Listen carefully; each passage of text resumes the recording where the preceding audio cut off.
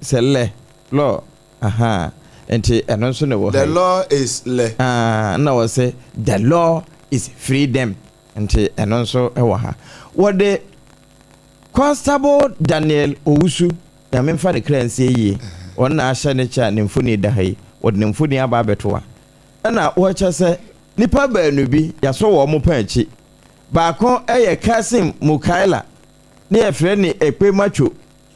Ai ene Abdul Rahim a friend Sparta ya chi won ene se wo mo koto Constable Daniel Owusu ene wonwa ne yonko a won ne ye adwuma Constable Ziblim Alhassan wo mo nyina we mienu ye constable fo nyina wonderful wo mo ko bo wo mo tuo e wo traffic him bra na obese traffic e so a wo slow down we bia no wo mo patrol duty e wo Abekala Pass July bosome da na toso de dunna miensa 2017 asam na making enti e ba ne sa no na Ziblim no na etwie nti wo slow down no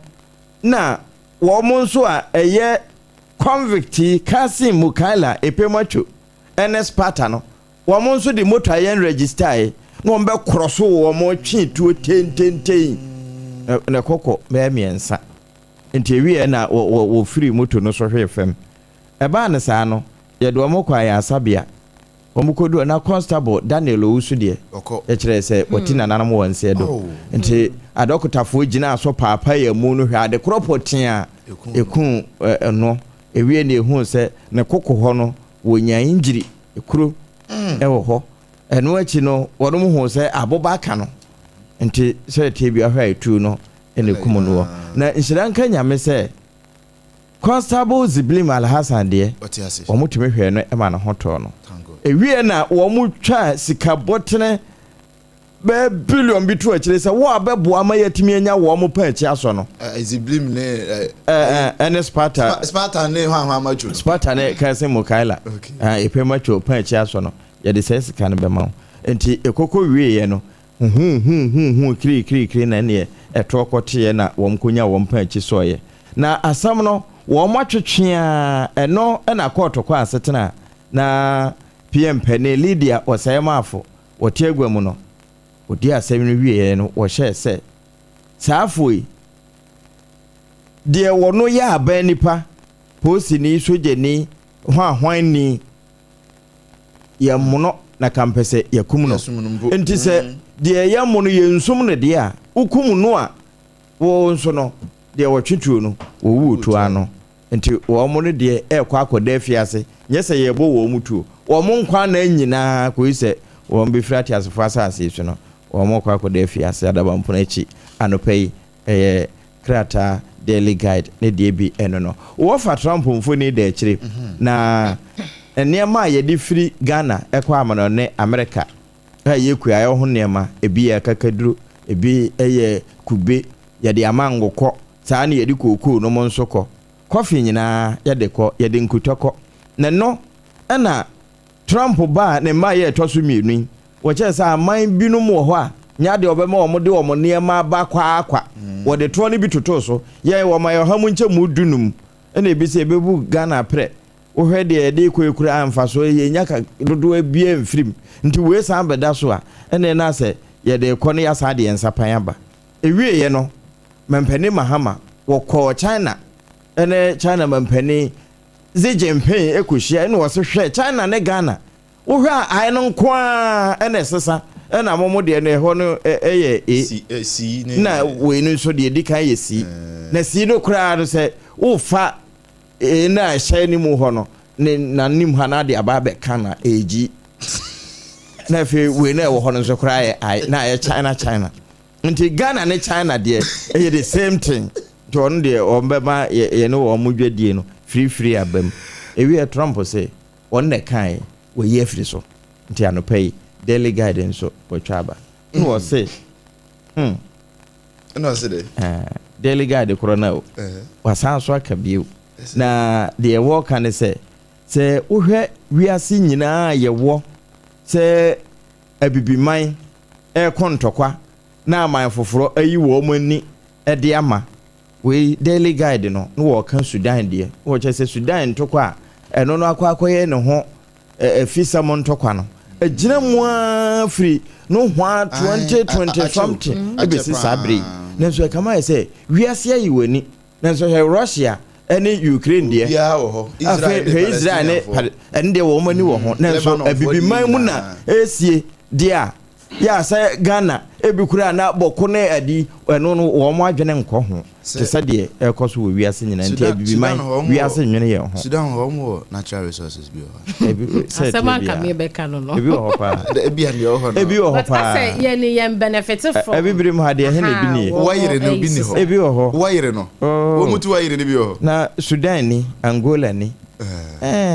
ebi anu mo de no he quantity e ba na isanti anya sanka by this time crofo wuro baby awo mo depending on them pa no ho na mo adwen nyina wo Libya de ahode e de ba Libya ya ahode e ja wo Ghana ha oni mu ya ahode e crofo de ba Libya e be ye adwuma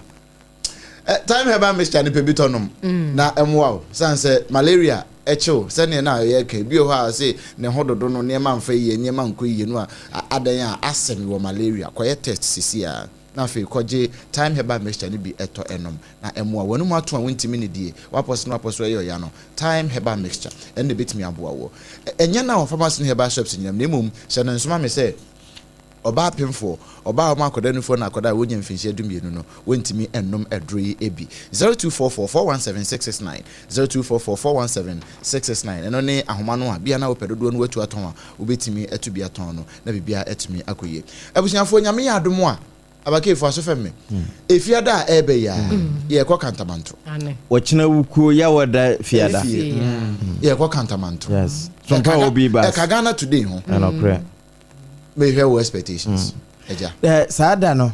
Ghana today no ye beye wodwom ho a enti wonu mu ewo akirichiri nyina enhya ye ho na unim se enyaduru sompa obi ba asana so a ene ye ne wo mu a aso yasene ne nyina nso kwa wo mo dwatonde no wo mo tete so tese de waye ne factory ho a enti no no kota auto no factory price nokre enye wholesale price mo enti ebewie no emfa ho ne ka sika obetua ba obesan so anye so mfa so obocho sense obokwa akoto ne konko achi konko enti yato nsa frɛw se fieda yenhia ho bibia pese okofa sanse time heba ekan ho ne yeba time wo ho promosi dofo a wo mo ye trisco ene ya vita ene onga wo mo ba Yas toothpaste wo mo ye Leicester Company Limited ekan ho ne yeba omo de ye ne omo na ato abasa ko mu nokre ene ye de obi bas na ebrewo ye dwumadie nyina nso no firi asase anopa no num ekosise emo no nso no ye de nyina eto awo ho Prophet Dr. Oduro tie obetie wo ho edwom ho nti wo ka kire se edwom ho bie mu a adeche o kantamanto abiem na ese wa biem dadampo na ye wure mu adeche nti saada na ya kan ye ho afi ye ka ne sei no nso no prono mu ntoi obetimi aba abeso asene na ya bo wo nso adwatonde ho dawuro di amount 0547 548 538 wonderful 0547 548 538 ene ye number na ene ye dwadie pono no a na wo so awura bo wura ho abake expectations yes started sompa obi bas no me say ya twice dome na kaneshi ene say ya beko kantamanto ye kwa de ye edeboa adehye a wo mo eben ye ne say ye gigi wo mo adwenkyere de eham wo mo e wo mo market ahoduo mu dome ye bi kaneshi ye bi saada na kantamanto nso ye be ye bie entini ye ka kire wo mo di dwa wo mo te bemben empotemo wo haw wo amane saada no aha ena mpanimfo tie esa say yes sentam ye fidie nyina be si kantamanto dwom ne decentralization yes oh okay profono na APAM aka no o mampani kura so obedi centralize controller and accountant general department no eno nya so think han no fa bi nko ifa ne was so obaye ne sa enti no nyankopɔ ya adumu edafia da ba bia wotie nka firi bi ahia yen ewo kantamanto eho ene ye badwu wadwenkyere bia ya wotie a wo ba ye no ehaw be na ehaw ho na ya jini nyina aboa o ka no so e confra memu direct o be say ya ben if you want ye ten be fa tudu ha ya na ye tisi am ho a na ye wura nchen ha na ye si parliament enti e ko straight e ko straight enti no wa how bia yan ka o kasaboa enshoyem ena no aye call kaneshi say hwe for God and country dwumadi ti so amanfo na kire so what you say yes na and someone so hard this year and in yes voice out the hawunti ye ben e bia na ye program say ni ebie ya homa now untumi mfrada obi be say magina so saa ya na agi kuku hia ho saa da no o kasa na chese dem ntintan fidie no so ni ade nyina e na bie wu nso sompa achede 2025 no na ka person de we chi market aha na person de we chi de na ya meta kan sem bi say utie radio na wunya mfaso mfiri so a na nka me se kane no na me se radio na nka se mukura dum ni fa hyem paase na nso radio na watie na wunya mfaso mfiri so se chim 106.5 na kure na tie so na fa super group so na fa ho papa bi oso na dey say we na yedi chim no watu to obi antimi nchim eno no dan deal na da sompa ho na on kuyi mfiri ho na ejabra a wokoka wo mo aye ne wo mo ko no beverages ka ho mo woman no me ye bel cola omutimo ma obele wano mo bela kwa woman na yoye mo woman na ye belmont no belmont na woman ye 7 star no na no abrante ne ko kan 7 malt kan no ade na do so am no akra de bia kan na squeeze no ye won tropical na ye won no tamarinda ne puka no ne nasefo nyina ka ho na omo ba ku bi omfre no se squeeze ni ye odie uhu se anka ni ya chim ni nsuo no ya chim ni nsuo ni we de yi de menu mo de ya abrobe grape nso a grape ni so say ya chim ni nsuo no ya fa hwe anka ho eti mpe watermelon pa no kre mo fa no nso bi nka na fe me so pa abrebe na me so pa atajwe opeden atajwe na atajwe ye duaba on like a fruit say you can fruit won asem and no fancy into fancy vegetable because we are vegetable say nya fruit nso you can fruit won asem tika foforo assignment we no atajwe nya fruit o nya fruit e dey this e dey can fruit won asem e dey no e nuts to say the kube dey na be nuts yes ebusa for mo am ba wo Facebook no so ya mo fa nto ho mai enti ma pa mo ka foforo de bela kwafo nyema no apple for apple yes for apple no so cry pelu gun to go no ye pelu gun to go no e do de pe no cry eh de ho ye nkase no bi de pe e bi hu bi a chepa mo na 21st clinic the sciatica expert 21st clinic the sciatica originator 21st clinic the sciatica pain center no ye awie mrem hospital sa ka ba ko 21st clinic the sciatica commandant 21st clinic omo na etimi twabo sompoko sa sciatica yade wa abrochire abra doctor fo anko ohoro plate kokko bo ne nsam ema bro ni bo ne nsam ebirim kokko twimponko se yes amba am so be doctors ebi ko dware preko na ebi akọ ohoro mpreko buom oba ho so a doctor or still a doctor 21st clinic okoko saburu ni yade wa abrochire ono no ma doctor te dross mo ehunu si efre brofo bi sciatica omo kra na omo te da omo so ba on be free screening oh and na no pa ye call kaneshi ho no emrewafui wa ba me say wa ye say nu abo ene ye say ya na wunya ma na konwa wotena se a wowura ho pie ya ehwo kra na ye screening keke no ye hwe ne wu ye hwe ye wu kom no enkomo adokotafo ne anesefo ani ni di ye nti ma me ne ba no na straight se wodo ho bodondon Dr. Blessed Foster ono ye nshira no kra akosi ye nshira ye nshira papa ena wo bi o ba mu bia nso usu ye nshira umpe we na apede e free health screening ena multiple quest enso kan ye ho omo na si dance ba bia dance no omutimi ma wa bansoro na ateso hu ba bia yes multiple quest usi udan nso na say opese ye windows na obi kura ba ye na wa nye ni ya to omo nso sa de ahwehwe esi bo ne dade so ahwehwe ne mo enye yes multiple quest wo mu nyina eba bi enti won so bra bi ne nkoyi eno na wo ba wi a